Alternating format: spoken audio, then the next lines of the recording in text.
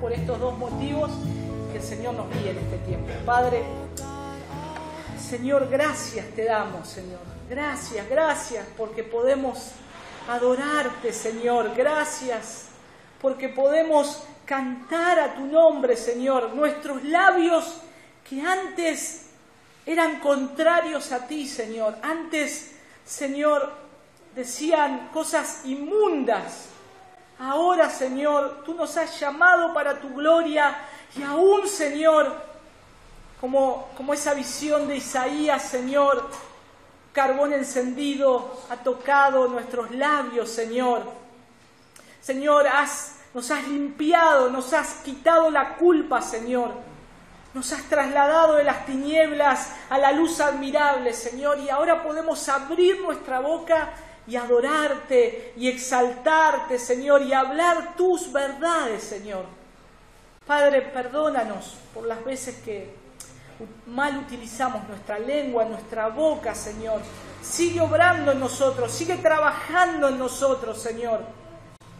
Te damos gracias, Señor, porque confiamos en la promesa que tú comenzaste, Señor, la buena obra, y la perfeccionarás hasta el día de Jesucristo. Hasta el día que te veamos a ti, Señor, cara a cara. Gracias. Señor, tú eres soberano, eres poderoso, Señor. Tienes poder para hacer tantas cosas, Señor. El mayor milagro es dar vida eterna, Señor. El mayor milagro es, Señor, que estábamos muertos y tú nos has dado vida, Señor. Señor, los milagros que necesitamos en nuestro cuerpo, Señor, físico, que se va desgastando, Señor, los necesitamos por un tiempo, Señor. Padre, pero tú eres soberano y eres poderoso. Y tú tienes poder para sanar también, Señor. Por eso acudimos a ti, Señor, como un Padre bueno, Señor. Acudimos a ti en oración, Señor, para interceder a favor, Señor, del pequeño Matías, Señor, que está con gastroenteritis. Su hermanito Martín, Señor, que tiene que hacer una consulta, Señor, al médico por ese problema que tiene, Señor, esa vena en el cerebro, Señor. Te rogamos, Padre, que tú, Señor, en tu preciosa y divina voluntad, Señor, tú los puedas sanar, Señor, tú puedas obrar, Señor, ese milagro en la vida de Martín, Señor, en la vida de Matías, Señor, también, y al igual que en la vida de Uriel, Señor. Padre, te rogamos que tú estés obrando en su vista, Señor, en sus ojitos, en los nervios que tienen sus ojitos, Señor. Y Padre amado, te damos toda la gloria porque por estos 3 niños que estamos orando los tenemos entre nosotros y te glorificamos por eso, Señor, y te damos toda la gloria, Señor. Padre, te pedimos, Señor, humildemente, Señor, que los puedas sanar, Señor, que los sanes, Padre. Tú tienes poder para hacerlo, Señor. Por eso acudimos a ti, Señor.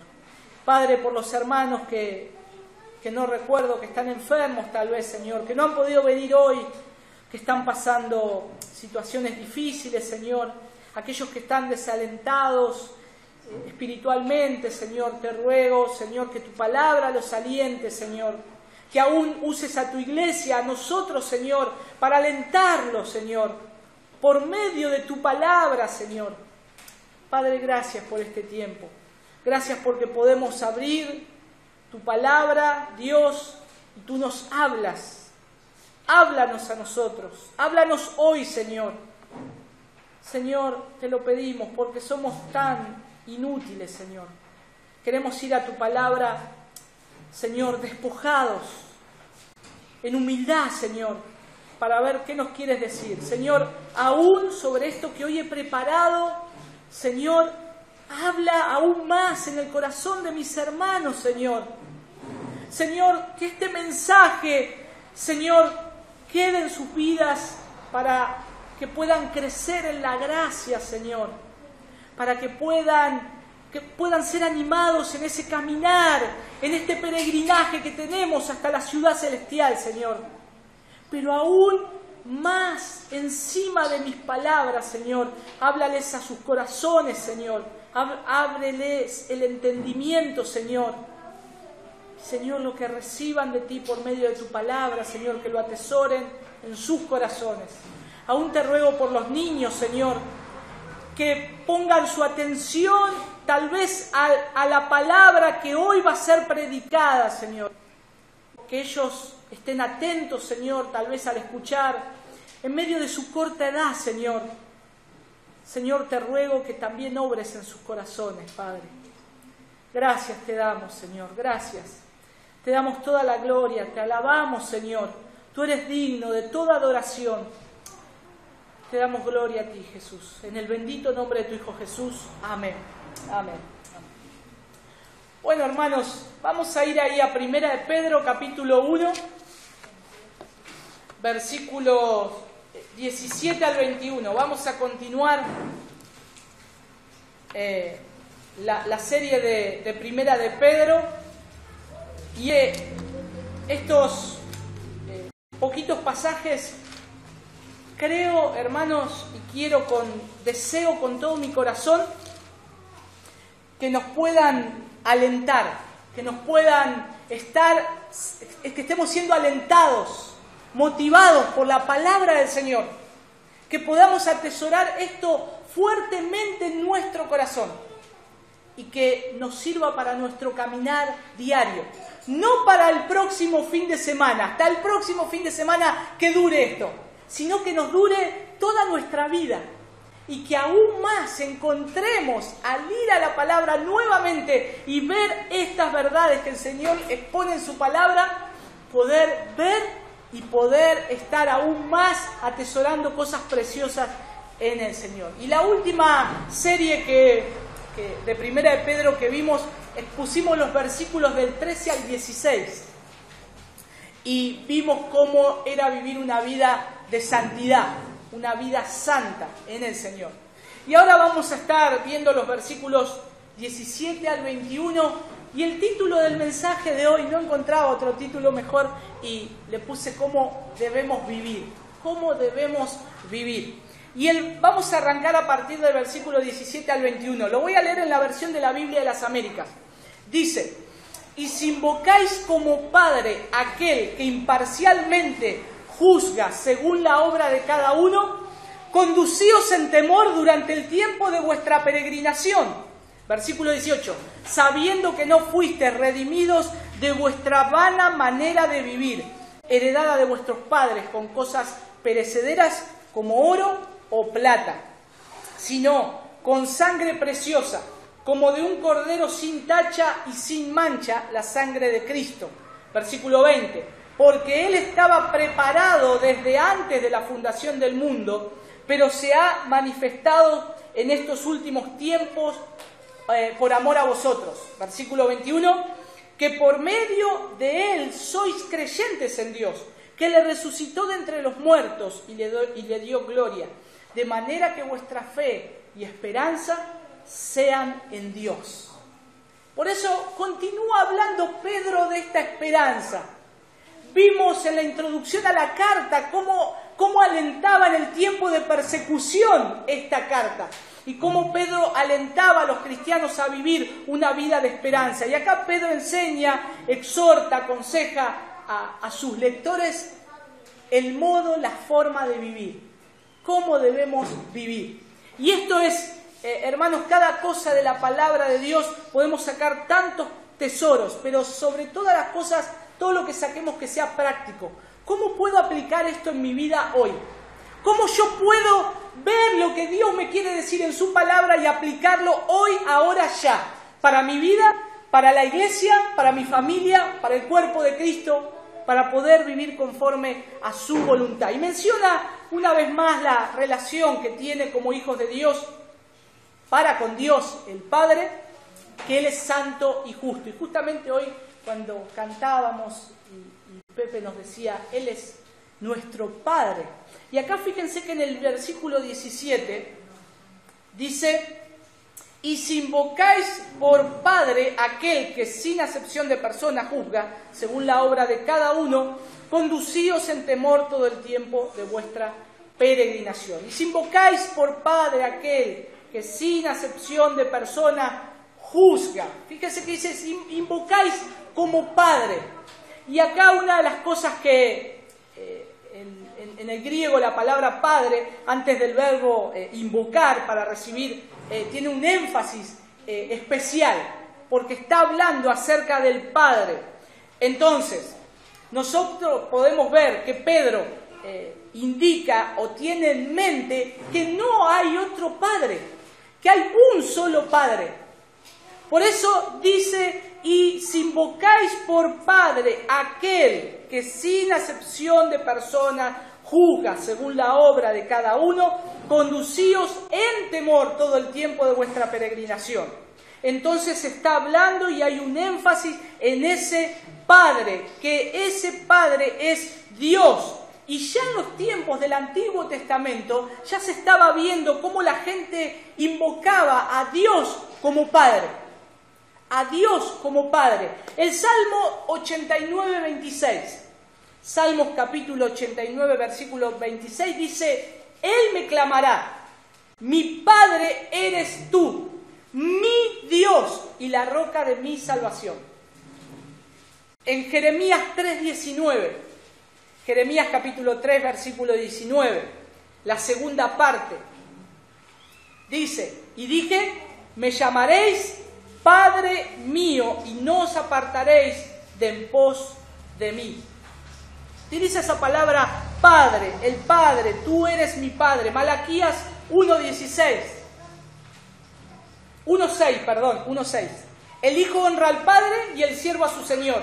Si pues soy yo Padre, ¿dónde está mi honra? Y si soy Señor, ¿dónde está mi temor? Dice Jehová de los ejércitos a vosotros, oh sacerdotes, que menospreciáis mi nombre y decís, ¿en qué hemos menospreciado tu nombre? Fíjense cómo aplica ese Padre. Si invocáis, por eso Pedro los estaba situando en un lugar que ellos conocían. Ellos sabían que había un solo Dios y hay un solo Padre. Y nosotros, y uno dirá, pero bueno, en aquellos tiempos adoraban a otros dioses. ¿Y qué tiene eso con los tiempos de hoy? Es que a veces hoy tenemos otro Dios que no es Dios y tenemos otro Padre que no es nuestro Padre. El Padre es el mismo que se revela en la Escritura y que dice, yo soy este Dios. Yo soy este que hago estas cosas. Lo que yo digo, lo que yo mando, yo haré. Por eso yo tengo que conocer a Dios. Y tengo que conocer a Dios como Padre. ¿Y qué es lo que Él quiere como Padre? Y a veces tenemos una idea distorsionada del Padre.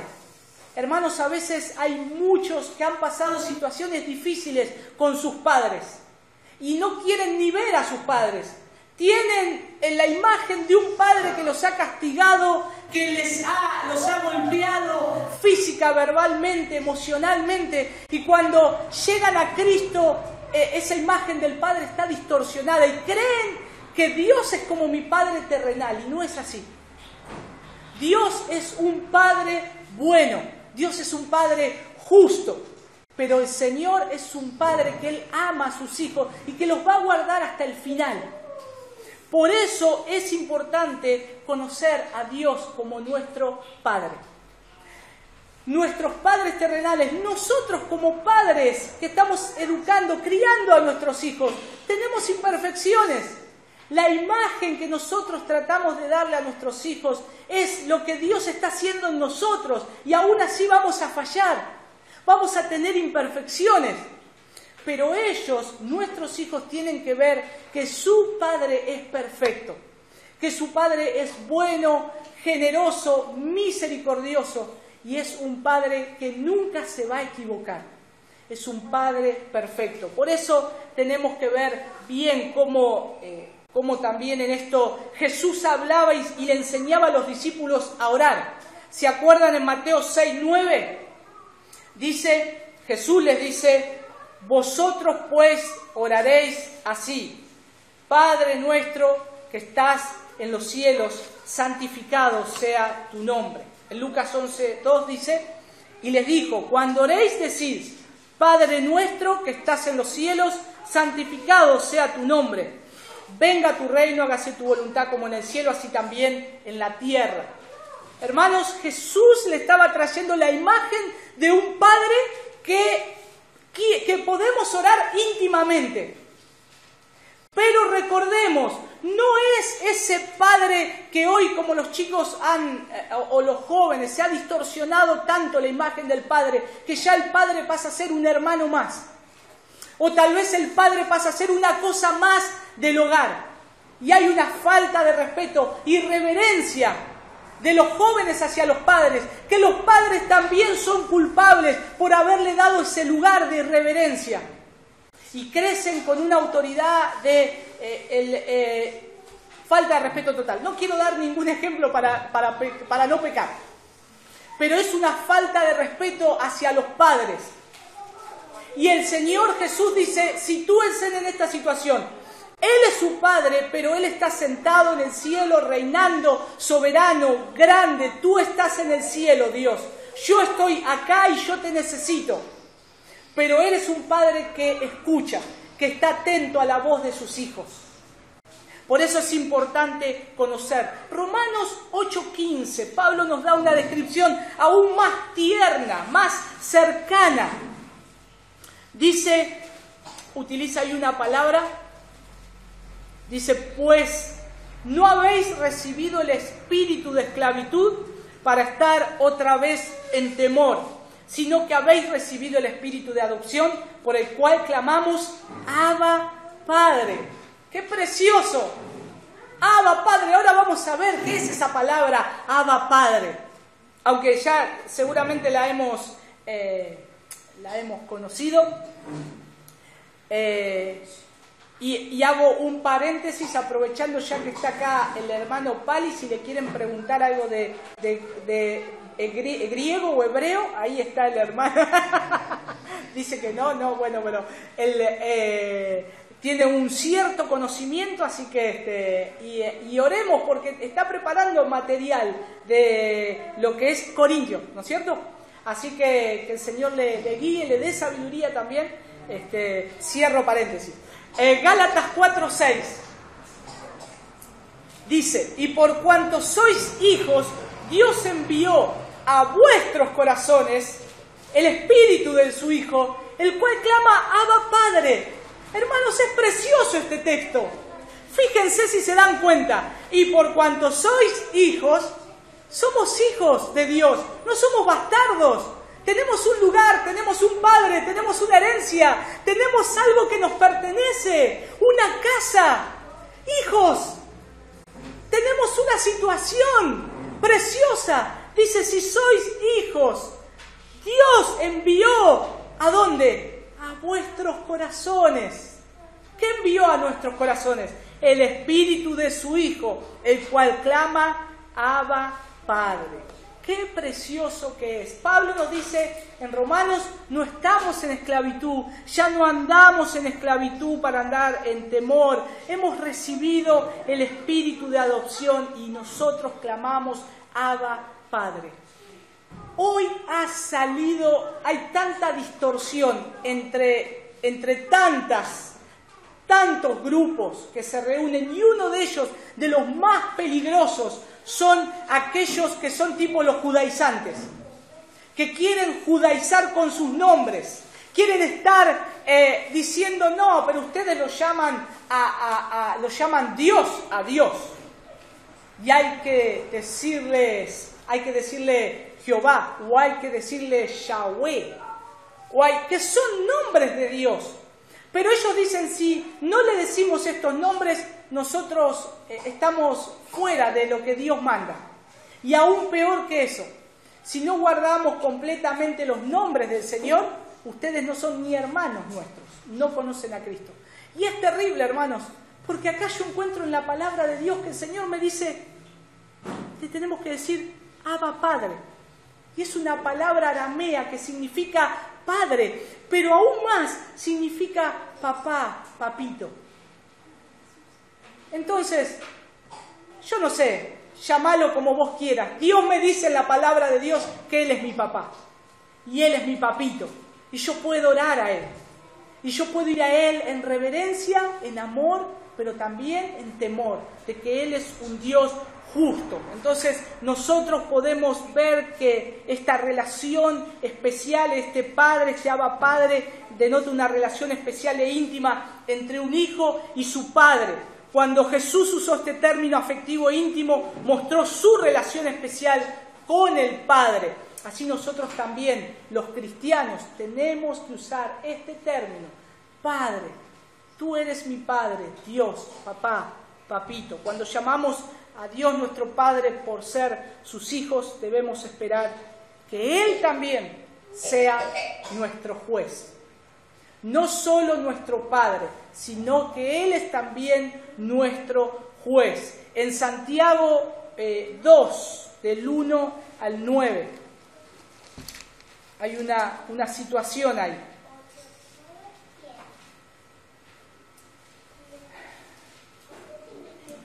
Dice que Dios no favorece a nadie. Ahí pone un ejemplo. Si entra alguien a la congregación, un hombre con anillo de oro, sea ostentoso, un rico, por ejemplo, y después entra un pobre y lo hacen sentar en un lugar. Y entonces acá dice que Dios, el versículo 9, pero si hacéis acepción de personas, cometéis pecado y quedáis convictos por la ley como transgresores. Porque Dios, hermanos, no hace acepción de personas. Él no hace acepción de personas. Romanos 2:11 es otro pasaje. Dice, porque no hay acepción de personas para con Dios. Dios es un juez justo. Por eso a veces es tan difícil, o no es tan difícil, si la persona no conoce a Dios y a veces le tratamos de explicar que Dios es un juez justo y a veces dicen, ¿dónde está Dios cuando ocurren todas estas cosas? Porque la imagen que tienen de Dios, aquellos que no conocen a Dios, es como un padre de este mundo, o como un juez de este mundo, o como alguien comparado a alguien que nosotros podemos ver, físico, de este mundo. Por eso hay una distorsión en el mensaje. Por eso dicen que, pero ¿dónde está Dios cuando pasan todas estas cosas? ¿Dónde está Dios cuando hay tantos asesinatos, padres que matan a sus hijos, abortos? ¿Dónde está? Hay una respuesta, hermanos. Dios está mirando desde los cielos y está atesorando ira para su día. Y si no se arrepienten, todos perecerán igualmente. Ahí está Dios. Dios no es ajeno a esas cosas. Dios lo hace y Él es poderoso. Él es poderoso. También nosotros podemos ver como en Colosenses 3:25 hay más pasajes. Efesios 6:9 es otro de ese pasaje, pero Colosenses 3:25 dice, mas el que hace injusticia recibirá la injusticia que hiciere, porque no hay acepción de personas. Entonces, el texto dice que Dios juzga sin mirar el rostro de la persona. En 1 Samuel 16:7, ¿se acuerdan cuando va el sacerdote para tener que elegir a alguien como rey? Samuel, y Dios le dice, no mires a su parecer ni a lo grande de su estatura. No miren. Entonces, Dios, nuestro Padre, Él está mirando el corazón. Él está mirando el corazón. Gloria al Señor, porque de esa forma también Él nos ha escogido a nosotros. Imagínense que Él nos tenga que escoger por algo que somos nosotros. Hermanos, yo no estaría. Dios escoge porque a Él le place escoger para su propia gloria. Lo vil, lo menospreciado, lo inservible de este mundo. Y Él lo transforma en algo bueno para su gloria, una herramienta buena para su gloria. Pero hermanos, hay que ver que Él es un Padre, pero Él es un juez justo. Y a veces nos queremos quedar con la imagen del Padre bueno y desechar que Dios es un Padre que es justo y que va a hacer justicia.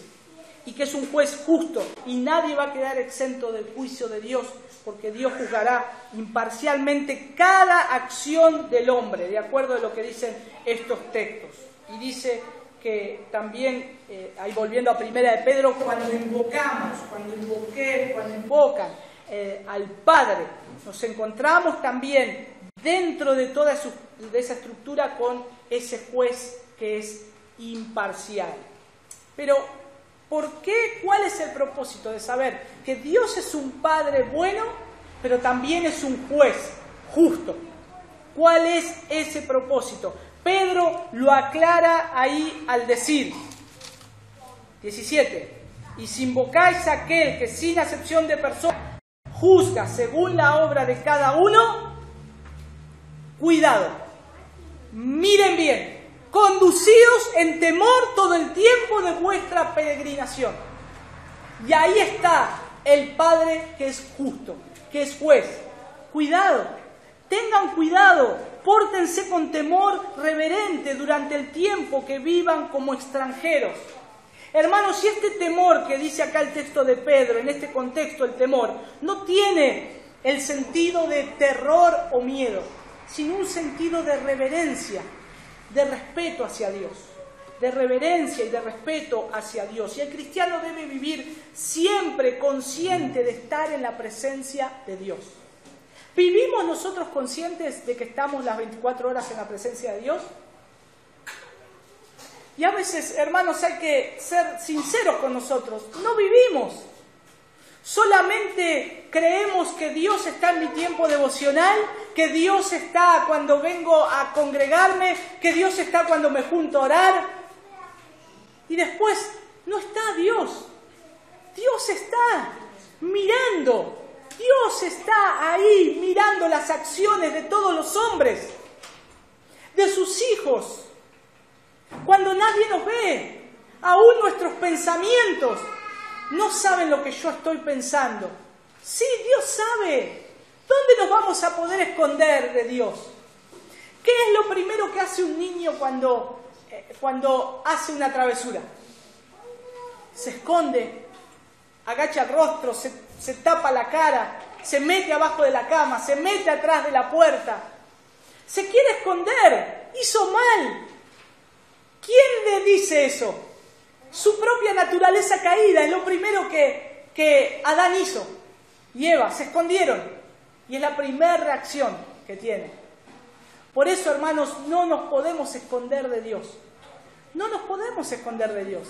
Y aún esto es bueno que lo podamos enseñar a nuestros hijos. Si queremos enseñarle el temor reverente de Dios, díganle, mirá, te podés esconder de papá, te podés esconder de mamá, podés huir de acá, pero Dios te va a ver. Y van a empezar las preguntas. Y si me voy a la luna, Dios está en todo lugar. Y si me voy muy al fondo del mar, como decía el salmista, aún allí está el Señor. No nos podemos esconder de Dios, nosotros ni nadie en este mundo. Por lo tanto, hermanos, esto nos tiene que traer no un temor de miedo, sino un temor reverente y de darle gloria al Señor, de que Él es grande y que está en todo lugar, y que podamos vivir y estar observando cuidadosamente qué decimos, qué hacemos, y que podamos aplicarlo a nuestra vida. Y esto es lo que tiene que hacer un verdadero hijo de Dios, para que también podamos reflejar las virtudes de nuestro Padre. Desgraciadamente hoy, hermanos, ¿por qué no hay una influencia en la sociedad del cristianismo? Porque no hemos hecho relevante el Evangelio, porque no hemos mostrado a un Dios santo poderoso en nuestra forma de vivir, porque no hemos mostrado que Dios es más grande que cualquier sistema de este mundo, que este mundo va a caer todo, pero Dios va a permanecer siempre. Hermanos, este mundo está dado vuelta, está al revés. Pero confiemos, hermanos, un día se va a poner al derecho. Un día todo se va a poner al derecho. Y ahí, ¿quién van a aparecer? Como dice Daniel capítulo 12, los entendidos en los tiempos. Como Daniel estaba oculto en un lugar. Cuando ocurría algo, llamen a Daniel, como pasó con Belsasar. la reina le dijo, su esposa le dijo, hay uno de los hijos de la cautividad de Judá que está allá, yo me acuerdo, algo le había revelado a tu abuelo Nabucodonosor, háganlo traer. Y él era entendido de los tiempos. Y cuando tenía que hablar la palabra del Señor, no le temblaban ni los labios ni las rodillas. Él hablaba lo que el Señor le había dicho. Y hermanos, que podamos buscar a Dios y que podamos presentar a Dios delante de los hombres, a un Dios justo, poderoso, bueno, santo, pero que no tendrá por inocente al pecador. Lo segundo, hermanos, dice que fuimos rescatados, sabiendo que fuisteis rescatados, versículo 18, de vuestra vana manera de vivir. Y acá dice, la cual recibiste de vuestros padres, no con cosas corruptibles, como oro o plata, sino con la sangre preciosa de Cristo, como de un cordero sin mancha y sin contaminación. Y este punto habla de la redención, y este pasaje tiene un aspecto negativo, podríamos decir, y otro positivo. Para decirlo de otra manera, acá vemos que se comparan dos cosas, el oro y la plata, ¿sí? O la plata y el oro, con Cristo, cuya sangre tiene un significado eterno. Fíjense, dice, pues bien saben ustedes que fueron rescatados, ustedes se les rescató, no con cosas perecederas como el oro o la plata. Fíjense, hermanos, que acá hay un amable recordatorio de Pedro, de lo que los lectores saben acerca de su salvación. El versículo 8 de Primera de Pedro, ¿se acuerdan que lo vimos tiempo atrás? Dice, a quien amáis sin haberle visto, en quien creyendo, aunque ahora no le veáis, os alegráis con gozo inefable y glorioso. Ese es el gozo de la salvación, y ellos saben, nosotros sabemos, o ellos sabían cuando Pedro le estaba escribiendo, que que Dios por medio de Cristo los redimió de un costo enorme. Y acá evalúa el costo. Pedro está evaluando el costo de la redención, y primeramente en términos de cosas creadas. Las tales, dice, por supuesto, que están sujetas a corrupción. Él dice cosas corruptibles, como oro o plata. Pero hermanos, fíjense que habla en términos comparativos, y estos dos metales están entre los menos perecederos. Estas dos cosas, la plata, el oro, están entre los menos perecederos. Primero menciona la plata, pero la plata se la expone a cualquier compuesto sulfúrico y que pueda haber en el aire, y se empaña y se empieza a corroer. Hay una corrosión. Y eso es la plata, y pierde su valor. Entonces, bueno, sigamos con el oro. Pero el oro también pasa lo mismo. Es más durable que la plata, y este metal es precioso, pero está sujeto a un deterioro físico. Entonces, en resumen, las posesiones terrenales no sirven como pago para la redención de los creyentes. No hay ninguna posesión en este mundo que pueda comprar la redención de un hijo de Dios. No hay nada. Vamos a ver Isaías 52:3. Isaías capítulo 52, versículo 3. Dice, porque así dice Jehová, de balde fuisteis vendidos, por tanto, sin dinero seréis rescatados. Sin dinero seréis rescatados. Y hermanos, antes se utilizaba mucho la palabra redimir. Ahora no se utiliza mucho esa palabra, redimir. Cuando yo quiero hablarle a alguien y decirle, veo que está malgastando el tiempo, yo le digo, mira, no malgastes las horas del día. Pero antes se decía, tienen que redimir el tiempo. Y si yo hoy le digo a alguien, mira, vos tenés que redimir el tiempo, van a decir, ¿qué? ¿Redimir? ¿Qué es? Pero es una palabra tan valiosa que está puesta en las Escrituras, que tiene un valor precioso, que tiene un valor muy alto. Y lo que dice el Antiguo Testamento, Dios redimió a su pueblo del yugo Éxodo 6:6. Dice, lo vamos a buscar. Por tanto, dirás a los hijos de Israel: yo soy Jehová, y yo os sacaré de debajo de las tareas pesadas de Egipto, y os libraré de su servidumbre, y os redimiré con brazo extendido y con juicios grandes. Ahí está la palabra redimir. Lo hizo Él, y el Señor lo hizo enviando 10 plagas sobre los opresores de Israel. Y en la antigüedad los esclavos podían obtener su libertad con cierta suma de dinero. Había una cierta suma de dinero que podía ser pagada, ya sea por ellos mismos o por alguna otra persona, que podían ser redimidos de esa esclavitud. En el Nuevo Testamento, ahora el foco gira para iluminar ¿a quién? La cruz. Para iluminar a un hombre a Dios que se encarna en Jesucristo, y Dios envía a su Hijo Jesucristo en un momento específico de la historia para redimir de la maldición de la ley, haciéndose maldición por nosotros. Por eso ahí en Gálatas, capítulo 3, versículo 13, dice: Cristo nos redimió de la maldición de la ley, hecho por nosotros maldición, porque está escrito: maldito todo el que es colgado de un madero.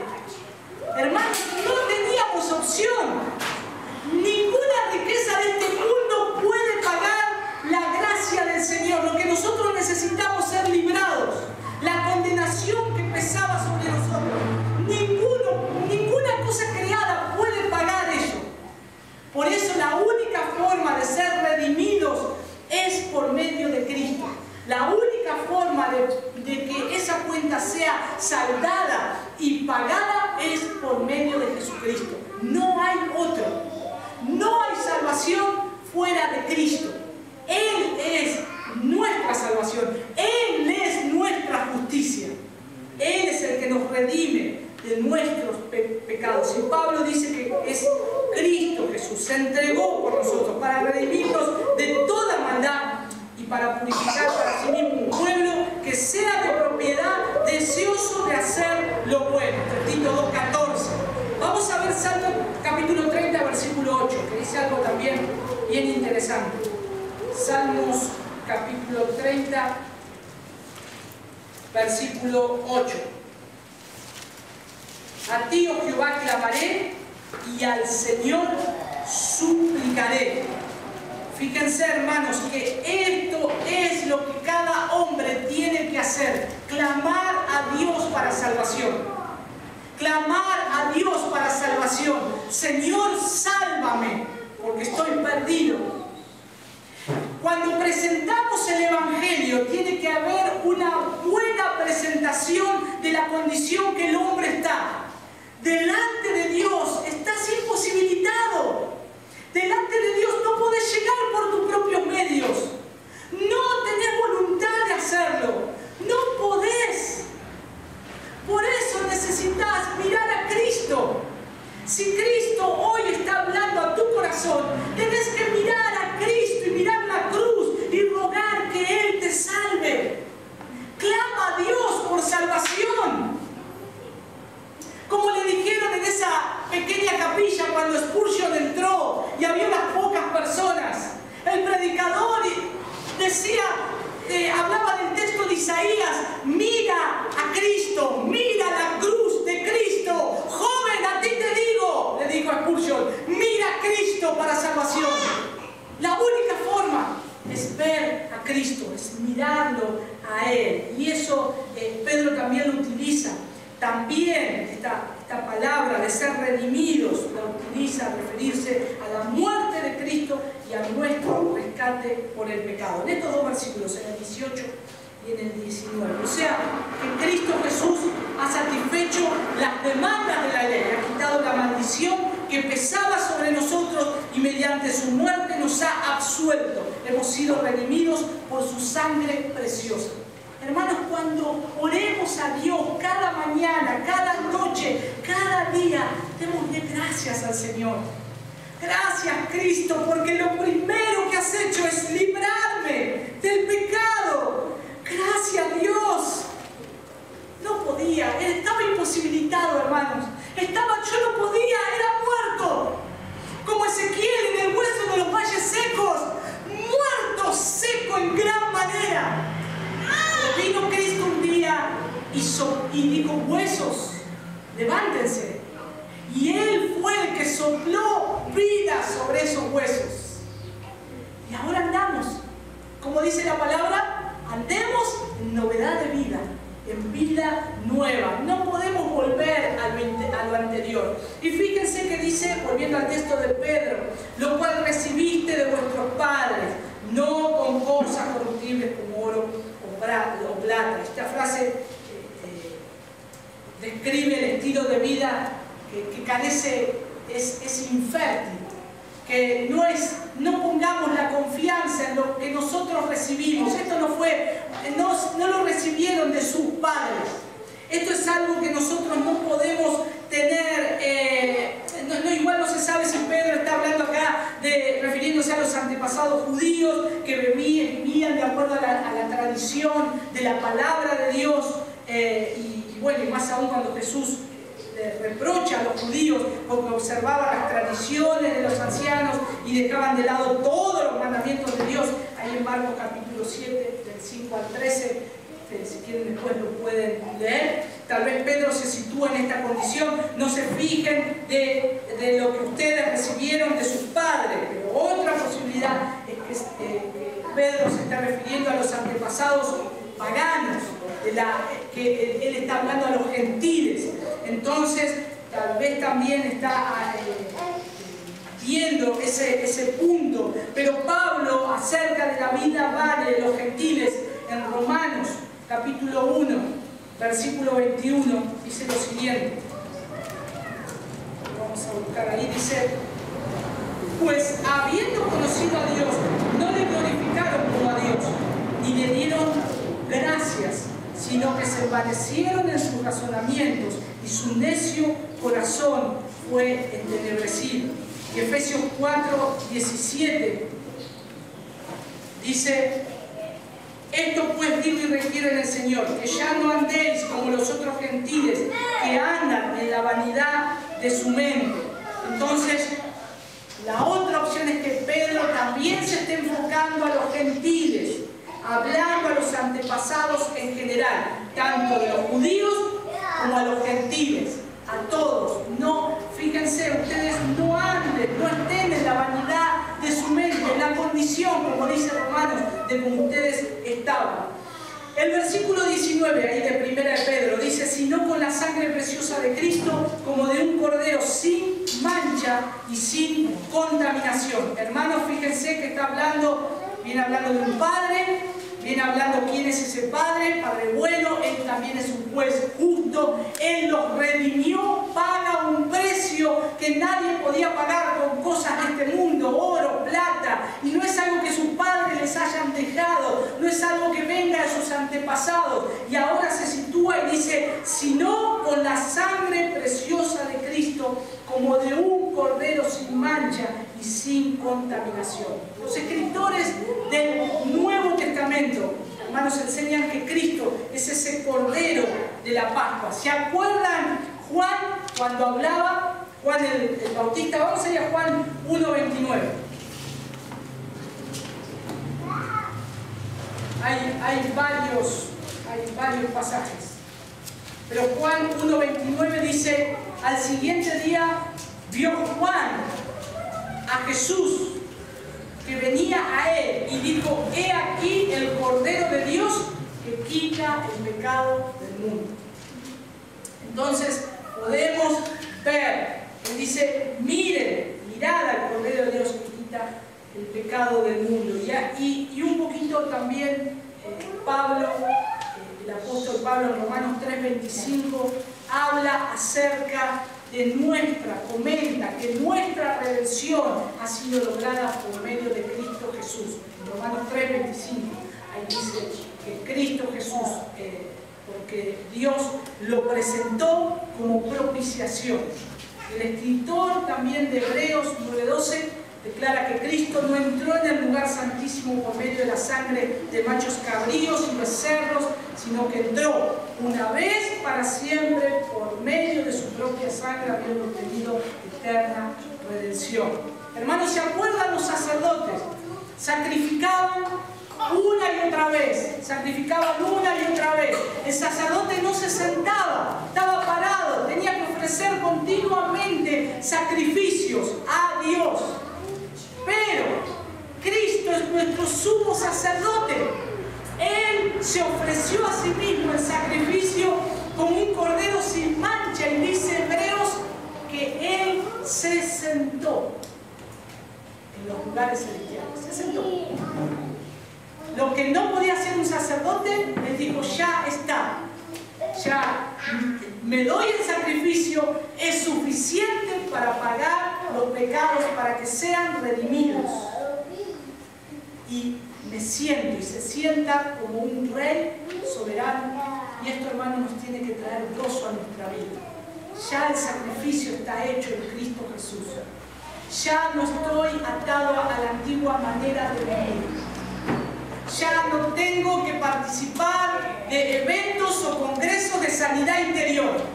Ya Dios hizo la obra en mi vida. Ahora tengo que andar como Cristo dice que debo andar, y mirarlo a Él, y mortificar el pecado todos los días. Pero ya soy libre.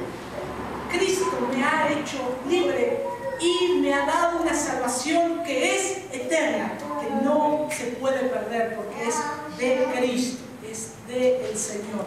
Y entonces Él dice que nos redimió, como dice también Pedro, el versículo 9 de 1 Pedro 2:9, mas vosotros sois linaje escogido, real sacerdocio, nación santa, pueblo adquirido por Dios, para que anunciéis la virtud de aquel que os llamó de las tinieblas a su luz admirable. Versículo 20 de 1 Pedro 1. Ya destinado, dice, bueno, vemos que la sangre de Cristo, como de un cordero y sin mancha y sin contaminación, fue ofrecida para sacrificio perfecto una sola vez. Ahora dice, ya destinado desde antes de la fundación del mundo, pero manifestado en los postreros tiempos, por amor de vosotros. La Biblia NBI traduce en la eternidad, cuando habla de la eternidad, que dice, a Él se le escogió, a Él se le escogió, y en ese contexto esta palabra revela lo divino, la divina elección de Dios, cómo Dios escoge, cómo Dios elige. Y esta elección significa, tiene un concepto abarcativo, y es que dice que está destinada o escogida para nosotros. Es algo que ya ocurrió. Y dice acá en el versículo 20, para ser manifestado, pero manifestado en los postreros tiempos, por amor a nosotros. Fíjense que Dios le asignó desde la eternidad a Cristo algo que Él iba a hacer. Ya está. Él lo iba a hacer. Hermanos, encontramos el Evangelio en Génesis. Lo encontramos en toda la Biblia, en toda la palabra de Dios, en el Antiguo Testamento y en el Nuevo Testamento. Encontramos a Cristo revelado, y hoy nosotros tenemos la revelación completa. ¿Se acuerdan que lo vimos en los pasajes en el versículo 11 y 12 de 1 de Pedro? Cómo había hablado a los antepasados, y nosotros podemos estar viendo hoy que esto ha sido revelado a nosotros. Dice, a Cristo se le escogió desde antes de la creación del mundo. La creación se refiere al comienzo del mundo, pero Cristo fue escogido antes de ese tiempo. Dios no creó al mundo y después escogió, bueno, ahora voy a escoger a Cristo. No, ya estaba ahí. Cristo ya estaba ahí. Y por eso Él se revela, y por eso Dios escoge a Cristo para que se hiciera cargo de su tarea atención, Dios no tiene plan B. A Dios no nos sorprende nada. Sería un error pensar que Dios se equivocó y el hombre le pudo sobrepasar sobre su autoridad y ahora voy a tener que mandar a mi hijo. Dios ya lo había establecido desde antes de la fundación del mundo. Dice ahí, ya destinado desde antes de la fundación del mundo, pero manifestado en los postreros tiempos por amor a nosotros, por amor de nosotros. Gloria al Señor. Y en esos últimos tiempos es el contraste entre la eternidad y el tiempo que estamos un tiempo fijo, un tiempo, un lugar, un tiempo en donde nosotros, donde Cristo manifiesta su gloria en nosotros.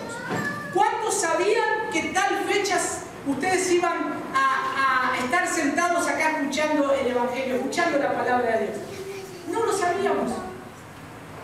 Tenemos una fecha, bueno, a ver, era chico, yo digo, bueno, cuando tenga 18, tal vez cuando tenga 25 años, voy a conocer a Cristo.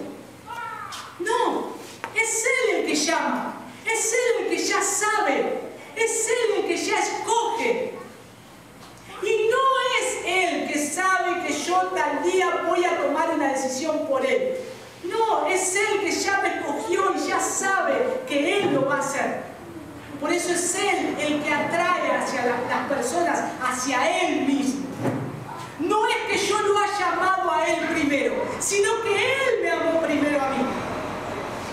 Y gloria a Dios por eso, hermanos. Porque como decíamos el jueves, en la radio, no me acuerdo quién era, no sé si Spurgeon o Sproul, menos mal que Dios me escogió desde antes de la fundación del mundo, porque si me conociera hoy no me hubiese escogido. Y es algo precioso, Dios nos escogió sabiendo cómo nosotros íbamos a ser, cómo es nuestra naturaleza, pero Él nos amó a nosotros primero. Gracias al Señor por eso. Y ahí en Juan 1:14 vamos a ver, cuando está hablando de estos últimos tiempos, este tiempo, el tiempo que es revelado y manifestado Cristo. Dice, y aquel verbo fue hecho carne y habitó entre nosotros y vimos su gloria, gloria como del unigénito del Padre, lleno de gracia y de verdad.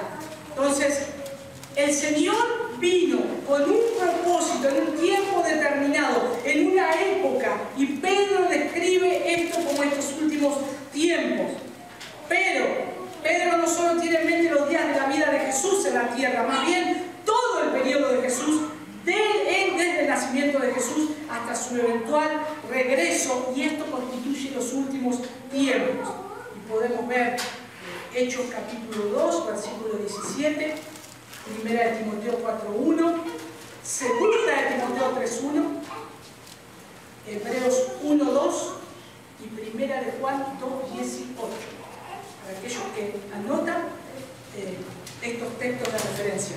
Hechos 2:17, Primera de Timoteo 4:1, Segunda de Timoteo 3:1, Hebreos 1:2 y Primera de Juan 2:18.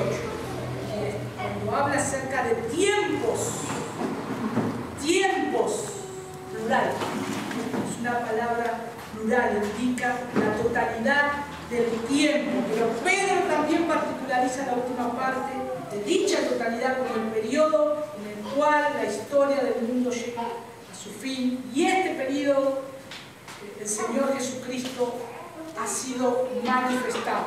Él se manifestó a nosotros, a los hombres, y ahí en Romanos capítulo 16 lo podemos ver, y en 2 de Timoteo 1 también lo podemos ver.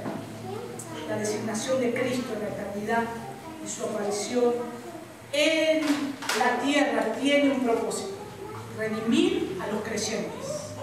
Tiene un propósito. ¿Y sucede por qué? Por amor a sus hijos. Por amor a sus hijos. Hoy el Señor es manifestado. Los creyentes sean judíos o gentiles, como viene hablando Pedro. Somos privilegiados. Somos privilegiados porque Dios nos ha amado tanto que dio a su Hijo unigénito, que dice, bueno,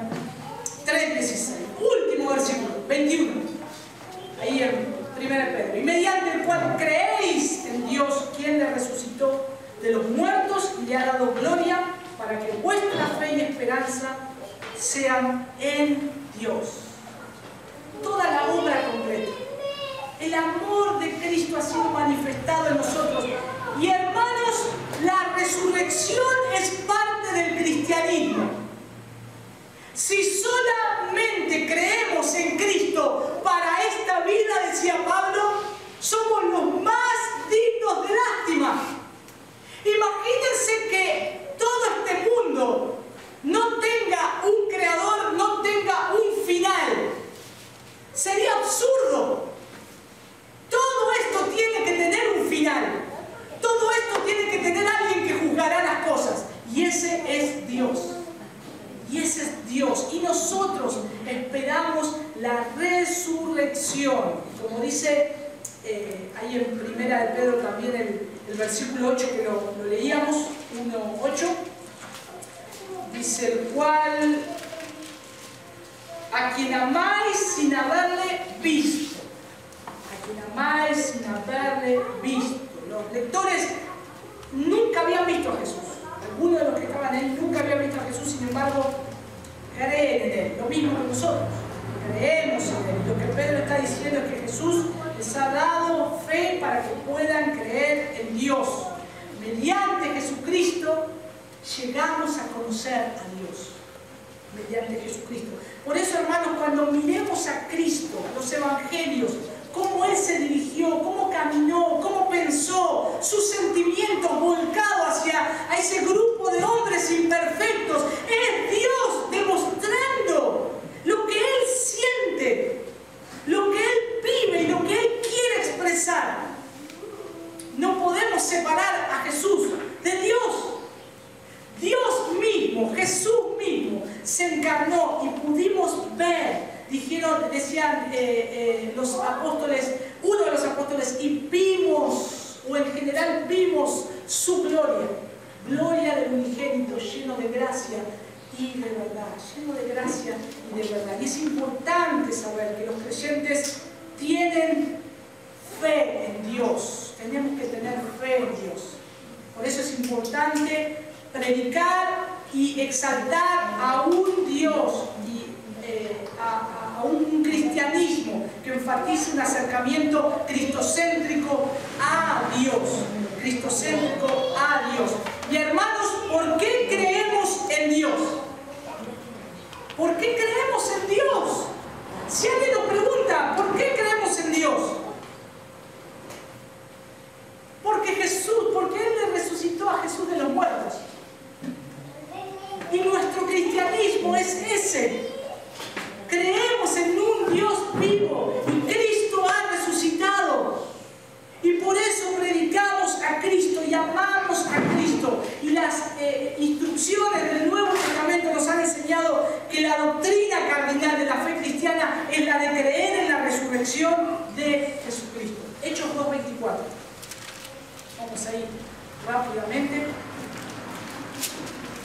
Dice: al cual Dios levantó, sueltos los dolores de la muerte, por cuanto era imposible que fuese retenido por ella. Pedro habla en este discurso, el sermón mejor expuesto de todos los tiempos. Si alguien quiere aprender a predicar, lea el sermón de Pedro. Es perfecto. En su definición, en su contexto, en su mensaje, y hay poder de Dios.